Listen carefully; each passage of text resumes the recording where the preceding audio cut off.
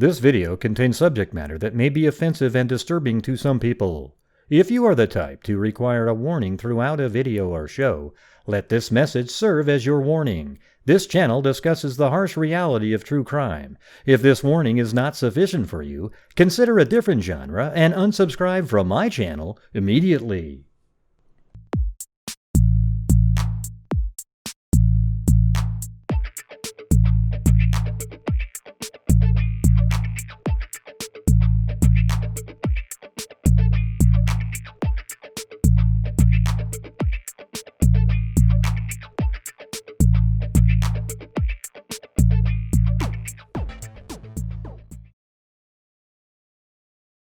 Like a gun, I probably shouldn't even have touched on that, and I didn't mean to, because the sheriff really wasn't behind actually even talking to me about anything that was going on until I cried out for help. So I don't blame. I think what you're doing is the right thing to do. You know, you didn't have any guidance or anything, and but I guess maybe you could say, I mean, was it inside the house or outside the house? Because the thing is leaving that up in the air just creates a bunch of drama on YouTube. Or any right, and that's my thing is I literally shouldn't even have mentioned it at all. Right. So I don't know, because I almost got in trouble for the fact that I've mentioned it. So I don't know that I would want to say if it was indoors or outdoors. I did note in my video where it is. I didn't say a specific location, but yeah, I think what you were saying was it was inside the house, just not in a drawer. That's what I was thinking. Like you said, it was outside. You did say outside, but the thing is. You know, you were inside the house looking, and you said, and the gun was outside, but then it stopped. Correct. But see, the outside to me meant like it was inside the house, but just not, but it was laying out that people could see it. Was that not correct? Okay. Okay. No. Okay. Well, no, but that's my thing, you know, and that's like, that's such a big factor, and that's why I did put that in my live video, because it's like, this isn't, you know what I mean? That's not right. Like, that's way out there not right. Sounds like she made it home from the dollar store, right? Is that true, or? Correct. Yeah. So. Yeah. And that's the one thing. So it says like her last public sighting was in Climax Springs. I don't know if that was exactly the place, but I do know Dollar General was one of the last places. And like I went to her house on Mother's Day on the 10th, and let's see, her car was completely gone and everything like that. So when I went back on the 15th and on the 16th, I think it was the 16th, the day after when we were starting to do our search, I found a Walmart receipt with her handwriting on it from that day. I don't, remember the exact timestamp or anything like that, but I do know she went to at least to Walmart on May 10th, and she came home. I think there was a public sighting at Dollar General after that. So I know that she did come home, but what happened and transpired after that, I don't know. Yeah, because her car and everything's at the house, right? Correct. Her car was home. Her purse was under her nightstand. Her wallet was inside her purse. She had cash inside of her wallet. Her ID was inside of her wallet. And her cigarettes were, on the nightstand. Her lighter was still on the nightstand also. What do you think of the odds are that she left on her own?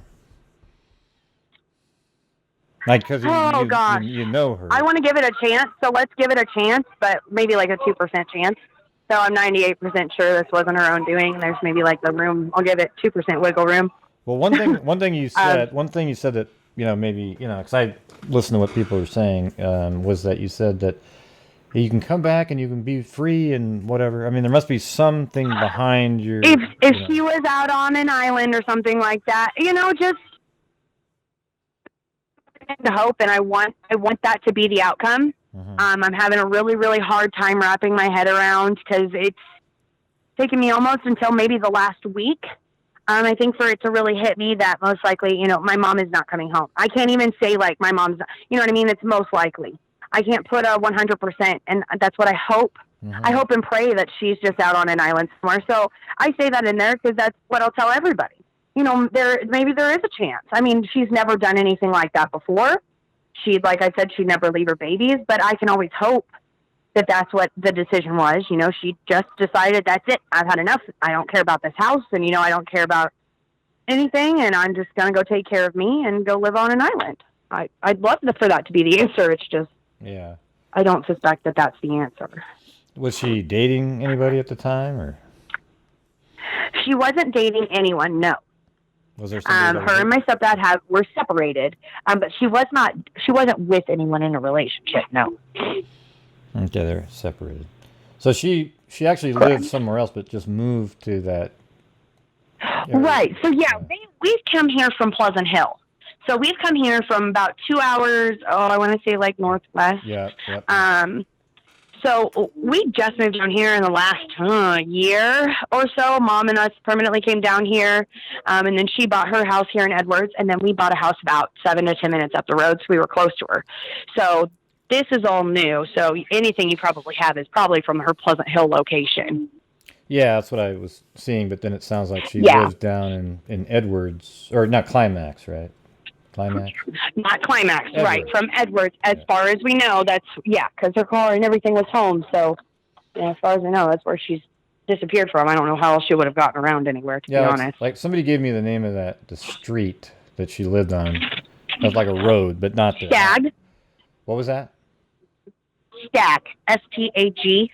Yeah, Stack Road. Stag Drive. Stag Road. Yeah, Stag S-T-A-G. Drive. Right. Yeah, and I remember it just... You're right, I mean... behind it is just absolutely wooded for miles almost, you know? Yes, it's like my mom's property, and from what she added up, she thought she had about 10 acres, but then not just beside her, acreage, there's somebody out there who owns 40 acres, and then you have Forbes 500, which owns roughly about, I believe, 12,600 acres of property. That's privately owned, and it butts up to mom's property also. So there's a whole bunch of land and so many miles, to possibly cover if she happened to just walk off. Now, my mom knows her land very well. My mom's a very outdoorsy person, and has been off and, on her property many, many times. So her not being able to find her way home or find her way out of somewhere, it's, that's pretty iffy too. Mom's always been very good at finding her way. She's always been like that, outdoorsy, woodsy, things like that. Yeah. Does she live on the west side of that road or the east side? She lives, so it's off of Fairview, if that helps you. It's Fairview and Stag, because there's two different sides of Stag. I'm so sorry. Like I said, I'm so new down here. Yeah, that's all right. Let me think. Well, Stag's just kind of this one little road, right? It's not... Correct. Yeah, and it should be like a through road, but it's not. So it actually goes from like a gravel road, and then there's like when we moved in, a mound of gravel, and then it's kind of all grass past it. So it's like grass grew over. I don't know if that area just wasn't maintained for a long time or something. So it's not actually a through road, but it should be. Well, like so we are talking about, there's a Fawn Lane, Stag Drive, there's but it's just kind of a short road, and it's right near the lake or whatever that is. A river. Yes. Uh-huh. Okay. Yeah, because I'm looking at it on Google Earth here. So it's not really a long road. The road all together is only not even a mile. It's not even a mile long. Yeah. That sounds about right, because we did start, on the other end one time when we kind of went out looking for her. We started at the opposite end of Stag, so it's not a very long road, no. Okay, so you don't know, if I told you what side, the left side, the west side of the road, it's very wooded. There's literally looks like hundreds of acres. But on the right-hand side, there's people living amongst there. So she probably, Okay, so she's going to live on the east-hand side, where looks like more people are populated. The other side, yes, right, it looks like it's more wooded areas. There's I know at the other end of Stag, let's say west is what you said, right? The more wooded areas. On that end, you'll eventually see it's all wooded, and then there's a clearing and a lake. Whereas the east side, it's mom's house, houses all around, and there's still lake right there, but there's a multitude of houses right down the road from mom from one side, but the other side is all wooded. That's correct. Yeah, her medications are something big. I think that's something to be touched on. Like Sheriff Knox had also said, she is without her medications. That has to do with she's got some heart issues, blood pressure, things like that. There are a couple medications that she's also been on so long that she would have to, go to a hospital in order to be taken off of those. And those were daily medications to take every day. So it wasn't like a whole plethora. She doesn't have like 20 different medications to take. She's got about 5 different or so, but they're very important medications. Yeah. And as far as we know, she has been without those. I've been trying to, and I've been wanting attention on this from the get-go. To be completely honest, I'm not really sure. We reached out to radio stations and TV stations, and they say, has to come from the sheriff's department. I don't know if it's because it didn't appear or doesn't appear that she is an endangered person. I'm not exactly sure because, like I said, I've been very adamant from the beginning that something's really wrong.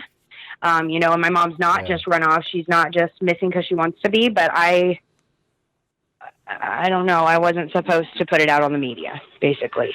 That's what I was told. Like authorities said not to put it out there? Right. Huh. At the time in the beginning, right. So, not to do news media outlets and things like that. So we did Facebook, and I guess it started circulating enough good. And then, after enough times went by, it was kind of like, okay. So everybody's kind of been behind me on that. I don't know that I necessarily want any of that put in there. Because I've just kind of gotten okay, I guess, should I say, with the law enforcement here over this situation. Because like I said, I've kind of been in the unknown for the last 2 months. I've not been their point of contact, who to speak to, which I understand legally, whatever. So, I've just now kind of become in the loop, really, I feel. So, wow. Your question, your question's as good as mine, because I've been asking the same thing this whole time and kind of got to a point where I just told my family, this is what I'm doing. And that's why I went ahead and I did a live video. I really wasn't sure what to do with that, but I thought maybe this will get media attention. Maybe this will catch people's eye if I get, a video out there and let people know how serious I feel like this is.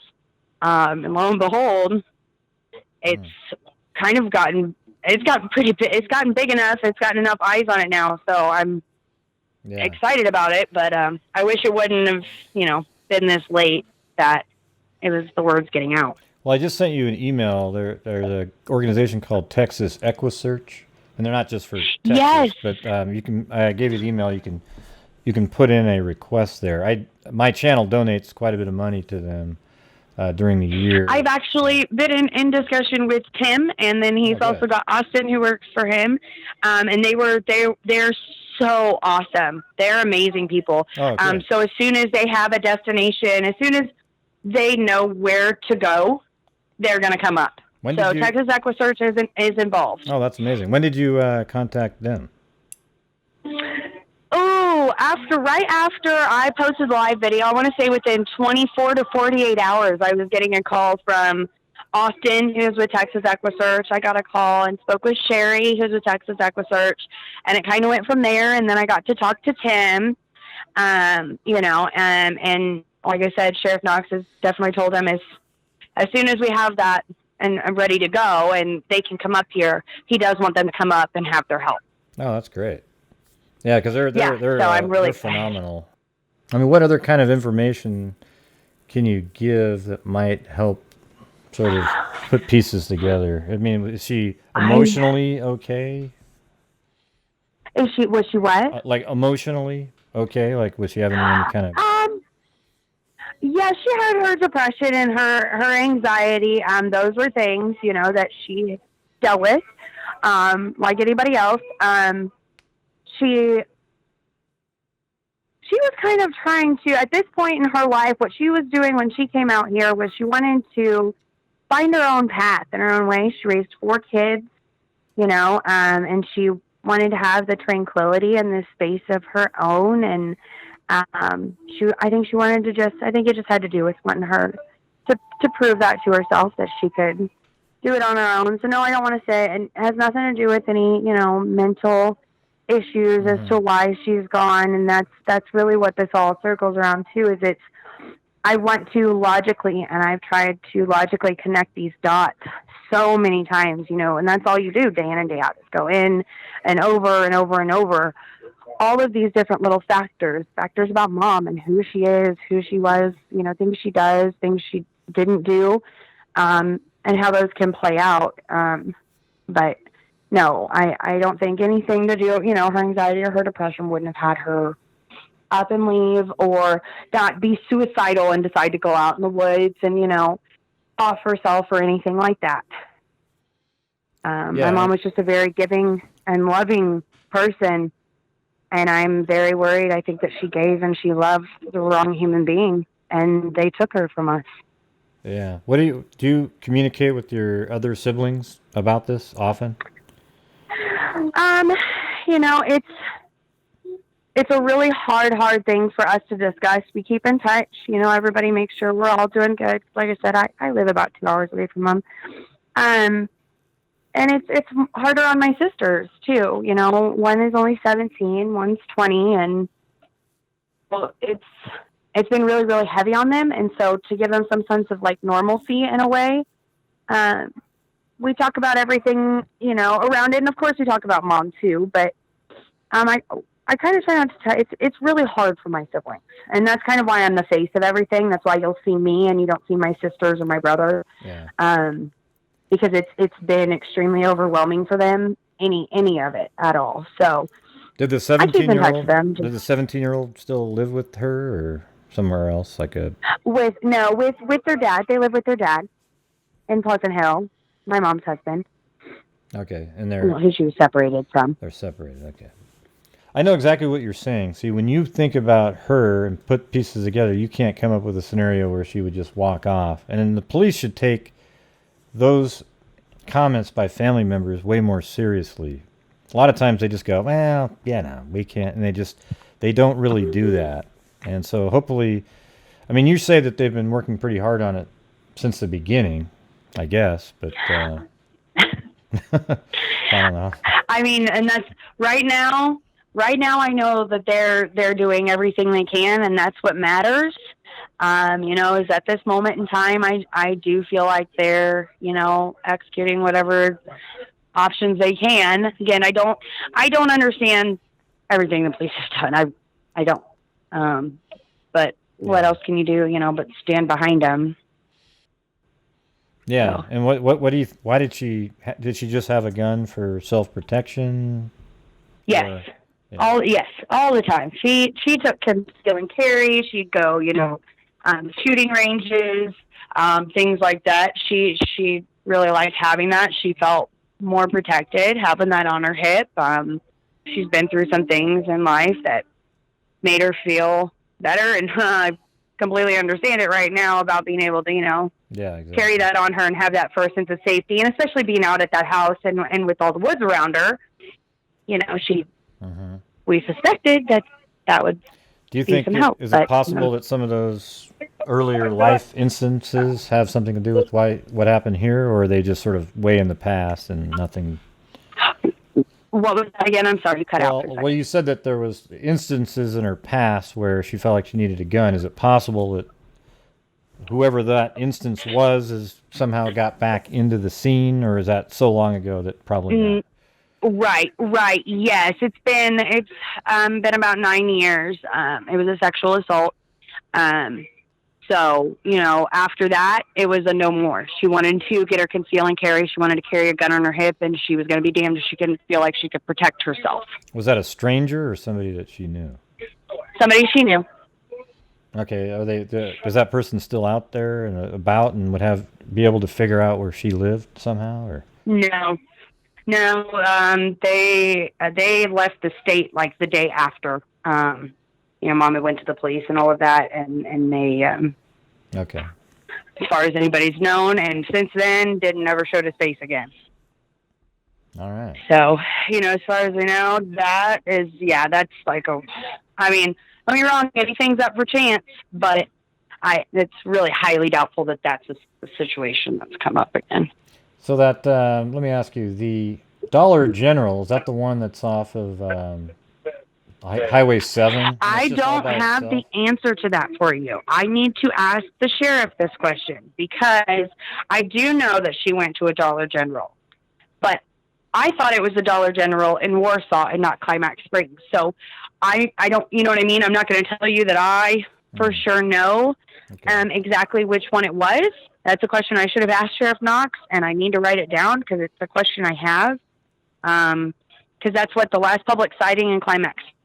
I don't know if that was the gas station in Climax Springs. I know the sheriff put that on their poster. But again, I don't know where that was for somehow still. Yeah, well, there is one near Climax Springs.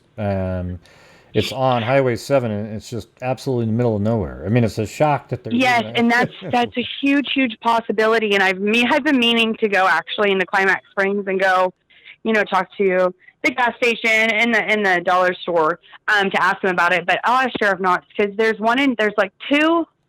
I want to say two in Warsaw. There's one in Warsaw that I knew she went to a lot, but then I think she started to go to the one in Climax Springs quite often. So that's what I'm not sure. I'm guessing, and it sounds like Climax Springs, but that's me guessing. That's not me able to tell you for sure that I know that's where she, that was the last one that she was seen at. But I think it is Climax Springs. I was thinking it was Warsaw, but again, I haven't verified that with the police, and so I don't want to say that for sure. Can you think of another reason she'd be out in that area, if that is the one near Climax Springs that she went to?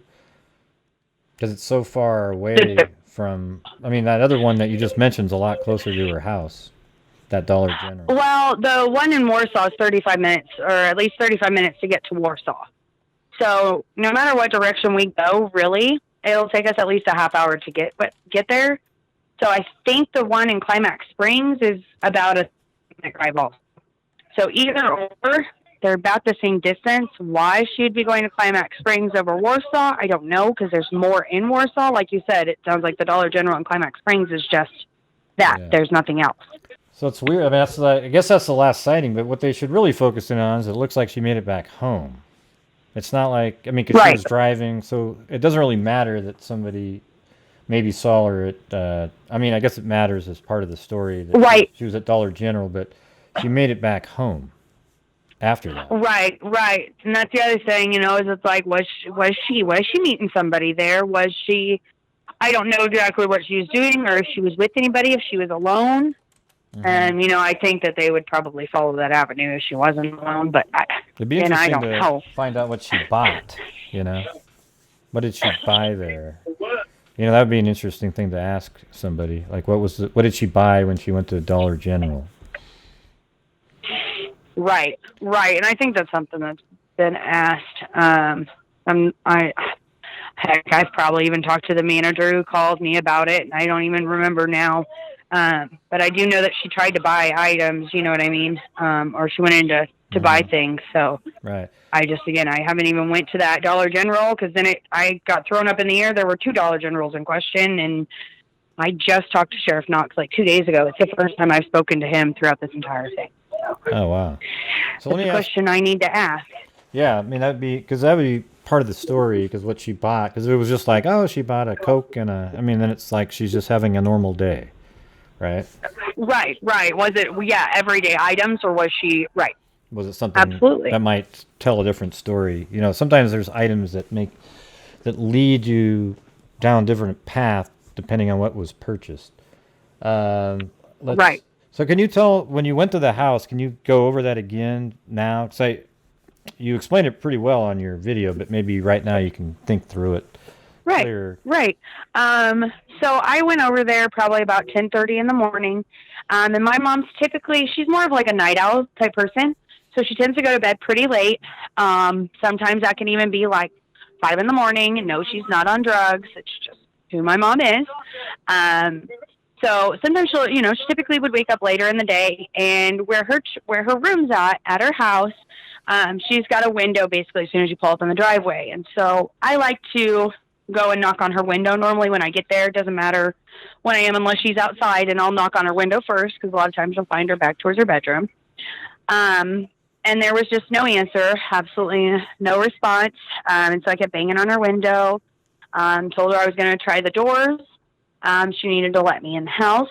So I went up the front walkway and tried the front door. The screen door was locked. The door was locked. I went ahead and went back to her window, I think, and was banging on her window more. And then I would bang around the side of the house, the back side of the house, as I was walking to her back porch. And And then I get to the back side of the house. So I go along the side of the house, bang on the wall because it was right next to her bed. And then I got to the back door. The back door was locked, and I bang on it for a while. I went and checked in the shed right by her house. I walked around the yard several times. Like I said, I don't even know how long I kept yelling for her to open and answer the door. And eventually I made my way back to the back side of the house where I was able to get in through a window. I happened to be unlocked. And so I was able to get in through her window. I don't believe there were any lights on or anything. But when I walked into her bedroom, and immediately I see her purse under her nightstand. She always slept on the same side of the bed. Her purse was where it normally would be. And so my initial response was, I think I saw her purse, but I looked in her closet first. I went to the other side of the house and I looked in the other bedroom, and looked in that closet. And then I looked in this small closet type room. I looked under her bed. I went outside. Before that, I went and I looked in the fridge. I think I looked under the sink. I went outside and I went back around to the front of the house where there's a wood board that you can take off and get under the house in a crawl space type area. And I kind of got in there and I looked around and I yelled for her some more. I went back. I know that I went back inside. I went through her purse because I thought I need to see what items are missing. And again, I saw her cigarettes on the nightstand. I saw her lighter on the nightstand. When I got in her purse, I was able to pull out her wallet, which had her ID. It had cash money in it. And right then and there, I knew something wasn't right with her not having those couple of items. So that's whenever I went outside, and her front porch it's a ramp. And so it's got the railings. And so what I did is I got to the very top of that ramp at the front porch deck, and I stood on the railing so that I was up above the house, and I knew my voice would carry, and I yelled mom, I yelled mommy, mama, for a really long time. And I called the sheriff's department. After that, I texted my grandmother who worked in law enforcement for 25 years. If I could go home, I had a newborn at home that needed to be fed. He was a month old, the 15th. Yeah, he was a month old at the time. I was told to stay there, and then I called the sheriff's department out, and that's kind of whenever they started to conduct their search and their investigation around the house, and take my statement. And then it was just more and more on, and mom never showed up.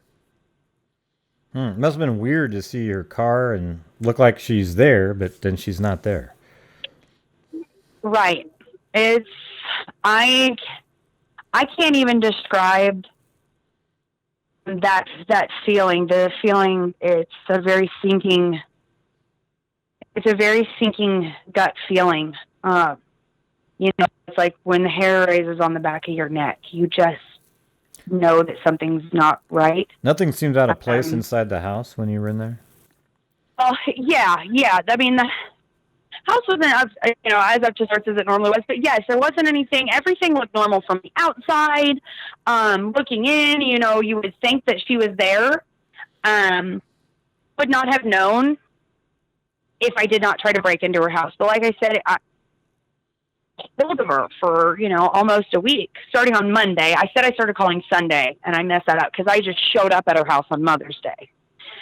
Since her car wasn't there, I didn't think anything of it. And my call started Monday morning going straight to voicemail. And so, come Friday, I made sure to send a text so that people knew where I was going. I just had a really bad feeling. So basically everything looked sort of normal other than maybe that, inside the house, and the car was there. It's almost as if she was outside walking around somewhere, but you just couldn't. Could have been, yeah. I mean, that's what it would seem like. That's why you stood up on the rail and yelled. That's exactly right. That's why it would have looked like, and that's why exactly one reason I stood up on the railing, because I thought if she's out in the woods and she's, I don't know, picking flowers or doing, whatever she wants to do out there, one of her little projects, cleaning one of her areas up or something, since it was a newer property, she was cleaning areas up. I knew she'd hear me no matter where she was. There was no doubt in my mind that somebody could, hear me holler out. It's just, she just vanished, basically, it seems like, at this point. Yes. Well, what's interesting is somebody will be able to figure out her cell phone pings leading up to the house, but then it's not with her anymore. But they might be able to track down, they have technology now where they can go to a cell tower and do a data dump and then see what phones were right in that area. So if there was somebody that went there to, maybe abducted her, they would be able to determine what car, who owned the phone that pinged right there. You have to get a warrant. Right, and that's exactly what it sounds like they're working on right now. Is they're working at all odds and ends from what I've gotten, and that is one reason. Like I said, at this point, I do feel like they're doing everything they can because I know that they're looking at all that stuff. They're looking at everything they can, every angle, from what it seems. So I'm hoping that yes, something comes of that. With her phone or electronics or something. Hopefully there's something somewhere that will help us at least pinpoint, where she went, where she ended up. Because obviously she's not at home. So yeah, well, it looks like the cell phone will end up pinpointing where she ended up. Because that's right at her house. Because it's sitting there, right? Her phone. Well, that's what. No, her phone. So her phone had been off throughout that whole week. Okay. So no, I personally didn't see her phone. I see. So I don't, like I said, I know that they have all the information they possibly need for her, to be able to try and ping her phone and things like that. Okay. All right. Should be fine. I'll edit out my mumbling and stuff like that. None of yours, though. I'll keep anytime you mumbled, it's staying in. But when I do it, I'm just great. Thank you. Let me think. Yeah, so maybe I'll get a hold of you. Maybe we can do some update stuff here. Maybe when Tim Miller and them come I'd love that. I really would. That'd be awesome because that kind of helps. Yes, keep people interested, and we need people to keep. Yeah, and I'll get spreading the word and stuff like that. Because, like I said, as far as I know, with the attention it's gotten so far, I think that they've gotten some good information. But I don't know. As far as I know, it's circulating some good. So yes, and thank you for paying attention to my mom. I saw somebody sent it to me. I think 2 days ago, and then I was covering something else, but then I took a look at it, and then I decided. Your passionate plea on Facebook was everybody that was watching got moved by it. So I'll definitely will keep everybody updated and keep talking about it to make sure. All right, that people are aware. Thank you so much. Well, thank you. I appreciate you taking the time, and maybe I'll give Tim Miller a call myself, see what's going on. Sounds good. Yeah, sounds good. Thank you so much, Gray. I appreciate your time. Well, thank you very much. All right, bye-bye.